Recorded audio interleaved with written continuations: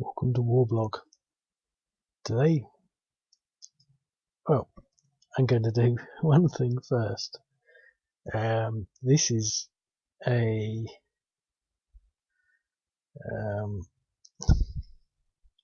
new feature video, off-table artillery. So I think that I did it on this one, but I can't remember. I'm pretty sure it's this one. I haven't tested it or anything, but you know that will fall into place. There's the off-table artillery. I've not really got much further than this sort of stage in the main sense, really. But so there it is. So it's not on the table. So how it works is you're going to play the game. Let's just do the control. Well, it should be on a green background, and I'm pretty sure it is on a green background.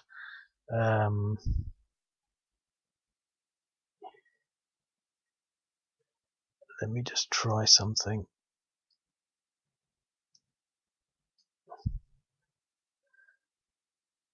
Yeah. Okay. So there's the off-table artillery.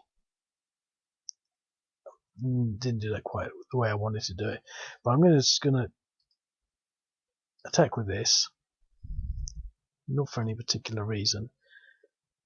Now I'm back at this stage. I'm going to control F5 there, so I can refresh because I've not done it on this computer. There's the off-table artillery in the off-table artillery box, which is a green box. So if you go into another game, it's not. So if we want to use that artillery, we can do it. It will always appear, whatever we do. If we try to do this attack here, it will appear because it's available. I didn't really sort of plan it necessarily like that. It sort of fell like that. I mean, I was going to do some coding to make it work. All I knew is I wanted to do some artillery, off-table artillery. I've been meaning to do it for a long time, and it just seems that there's more and more of these sort of rocket strikes and things, in particular the sort of the attacks on Tripoli Airport.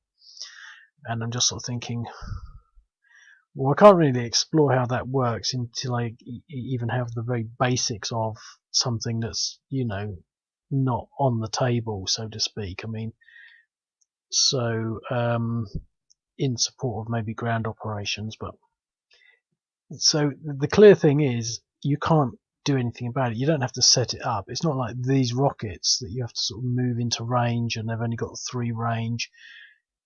Now, I'm only going to use it on certain scenarios where the ground distance is quite small. For example, if it's only like 5 miles across, I'll probably use off-table artillery.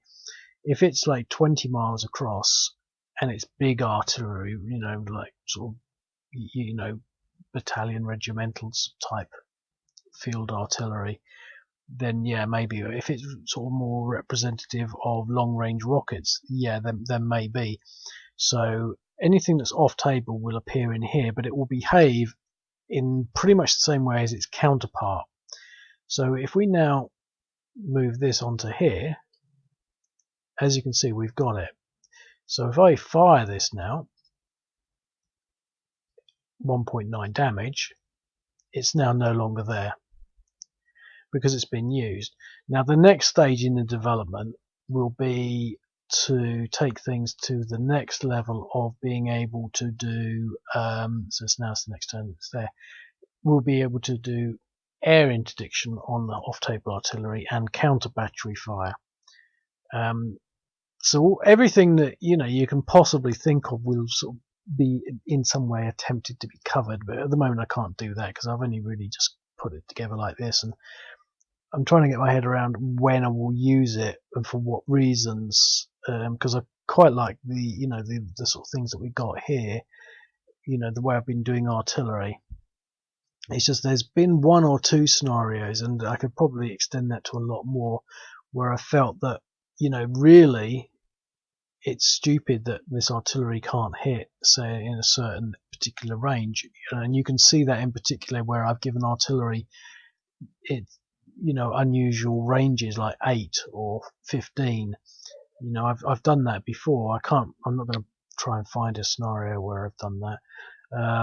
But I've done a few scenarios like that, and I think the obvious solution is to just use this off-table stuff. So that's pretty much that. I'm not going to wander on too much more. I think I've sort of covered everything. I mean, it behaves normally. It will appear in any sort of ground attack that I do, like that. And I can trigger it automatically as well. Okay, well, I'm actually trying to do another development as well, but I'm not sure whether I'll actually get round to it. But what was it? Oh yeah, the other development, and it's going to be quite neat actually. And I think it's like this one. It sort of complements itself, in a way that I couldn't have predicted. But basically, aircraft, they're off table. Basically, they're just off table units. But they will also be able to operate from airports. So if this was an airport X here, instead of being there, it could actually be there. That would give you the ability to actually overrun the airport, and also to actually fire at the airport and to destroy things. So that's the next thing. That's the next development, and I might do it sooner rather than later because it's sort of in my mind, and I want to get it done so that I can start to sort of figure out how it works, because it won't work perfectly straight off, in the sense that, like this, I need the counter battery fire, I need the air interdiction on that. So this is only the first stage of this thing, and same with this. But I think there's going to be certain scenarios where you actually sort of, because at the moment you can never do much. You can't do the sort of the Arab-Israeli war surprise attack, the Pakistani Indian surprise air attack, these where they're sort of like, preemptive assaults on airfields, the Iran-Iraq war, preemptive assaults. You can't do that. So, and the thing is, I think that that would bring another dimension to the game. I'm not saying that it will be used in every scenario. It's like this will not be used in every scenario. But I think that having air units on the table, because you could have 2 airfields, you could have one there. I mean, obviously this is not a great map for that. But if we were to look at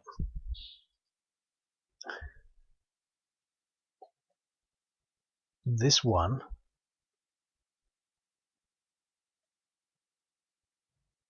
now I don't know what's what, and this isn't a good example at all, really.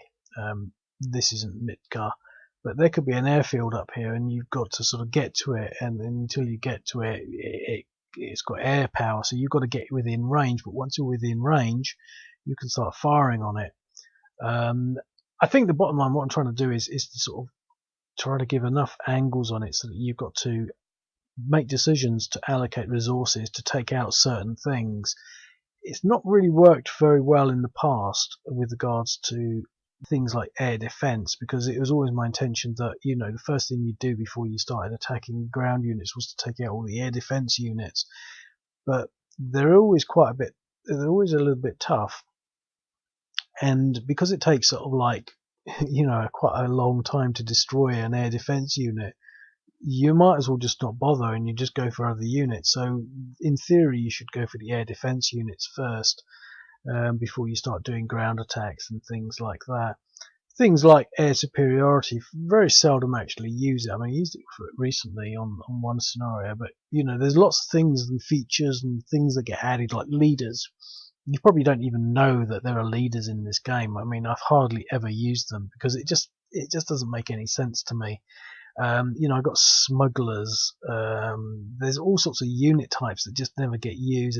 There are actually quite a few features that just never get used, and so so how far I take this is something else. But you know, I get quite excited about the way it sort of develops and how things are growing, and I think that you know, if I can continue, if I can apply it, it might be something that will pick up in a way that I can work with. For example, I like the refugees and I like the engineering units.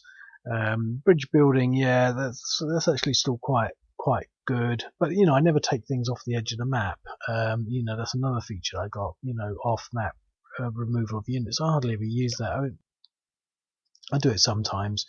Not saying it's as unusable as leaders. Leaders is a really you know, I just don't do it because I didn't even understand how it works. I'm not even sure whether the maths even works in the game for it anymore. I think I could probably figure it out and apply them later. But anyway, I'm going to leave it at that, and I'm going to hopefully try and upload this and then actually have a proper game of something else that I did. Which I'll introduce in a second if I can get this up. It's a slow computer, so it'll probably take me ages, and it's only a 10-minute video, but it'll still take me ages. So I'll speak to you soon, hopefully.